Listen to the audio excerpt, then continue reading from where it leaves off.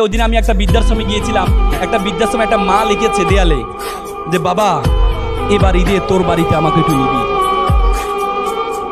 বাবা এবার ঈদে তোর বাড়িতে আমাকে একটু নিবি। কত ভয়ঙ্কর একটা বাক্য ব্যবহার করেছে, এবার ঈদে তোর বাড়িতে আমাকে একটু নিবি। যে মা বাবা বলা, মেডিকেল সায়েন্স বলে একটা মানুষ সর্বোচ্চ ব্যথা সহ্য করতে পারে 45 ইউনিট। তার চেয়ে বেশি ব্যথা হলে মানুষ হাতে বেহুশ হয়ে যায়, না হলে মারা যায়। মা যখন সন্তান প্রসব করে মায়ের ব্যথার হচ্ছে 55। বলা হয় যে 30টি হাড় একসাথে ভাঙলে যেমন ব্যথা পায় তার চেয়ে বেশি ব্যথা পায় মা।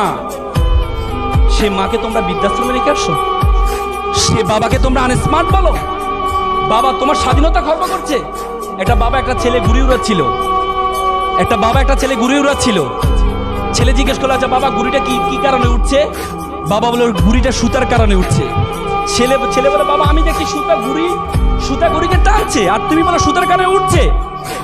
পরে যে বাবা তাকে বোঝানোর জন্য সুতাটা ছিঁড়ে দেয়। পরে দেখা গেল একটু পরে ঘুড়িটা লাফঝাপ করে নিচে পড়ে যায়।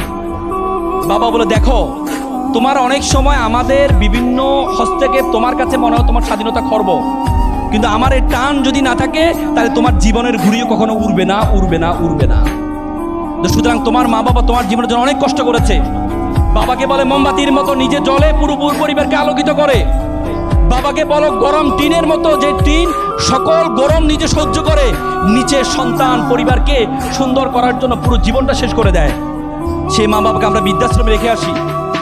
আজকে এখানে অভিভাবকরা আছেন, তোমাদের মা বাবা আজকে নিজেদের প্রফেশনাল ব্যস্ততা ছিল, সে ব্যস্ততা রেখে এরপরেও সন্তানের আনন্দে আনন্দিত হওয়ার জন্য এখানে আসছে।